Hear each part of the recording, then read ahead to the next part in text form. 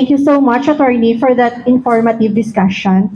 At this point, we are honored to be here with us, the Chief RACO 6, Police Lieutenant Colonel Richard Adonis Hababel, together with Police Lieutenant Dario C. Alinsasagin, Chief DFS RACO 6, sir. And congratulations also, sir, for the newly inaugurated Office of Iloilo City Cyber Response Team. Ma'am and sir, their office is located at ICPS 2, Barangay Nabitasan, sa likod, Gaisano City. Sir? Thank you, MC. Actually, it's an honor for us to be invited here. The other way around. And be given the chance to speak before our friends in the media to inform them that we have established the Iloilo City Cyber Response Team yesterday. So this is the second team that we have established. Last week, we were able to inaugurate the Antique Provincial Cyber Response Team.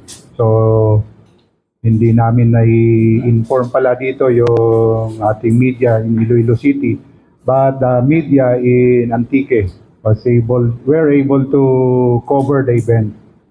So, nauna yung Antique. So, yung opening of the cyber response teams dito sa city and sa Antique is part of the ongoing program of the PNP ACG to go to the localities. Kailangan yung PNP ACG nasa local para mas accessible sa ating mga communities, lalo sa mga complainants.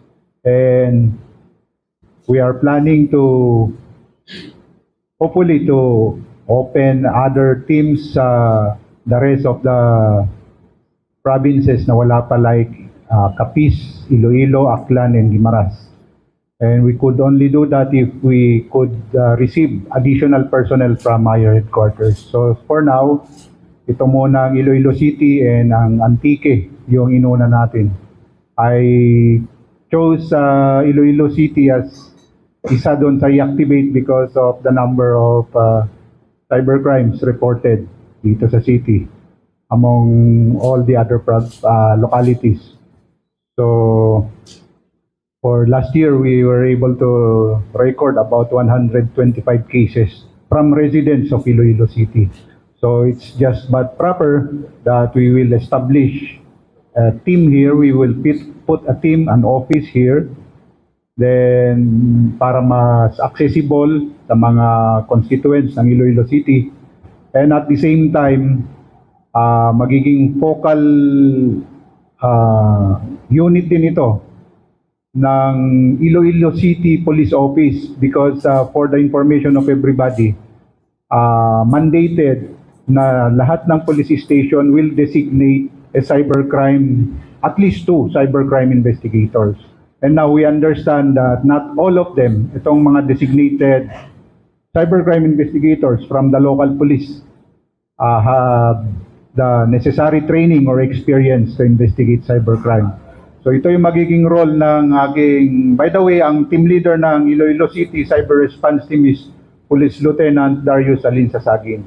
So he is holding that position in a concurrent capacity because he's still our forensic officer, forensic examiner sa aming regional headquarters.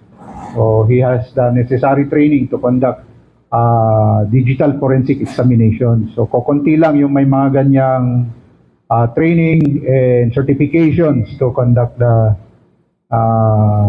digital forensic examination. So dahil kulang kami sa officers, siya muna mag-team leader dito sa city. So going back, maging isang role nila is to assist also the 10 police stations ng ICPO.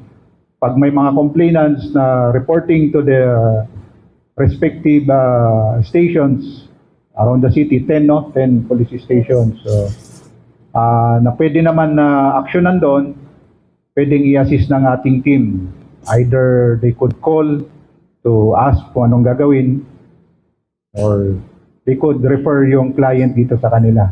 And then they could, we are also lining up yung parang seminars para sa mga investigators ng ICPO to handle yung mga cybercrime cases. Kahit man lang yung prevalent cybercrimes like libel or estafa, sila na yung humawak para yung mga complainants, hindi, kung kagaya niyan, taga-Bilya ka, hindi ka napupunta ng police station 2 sa La Paz to file a complaint.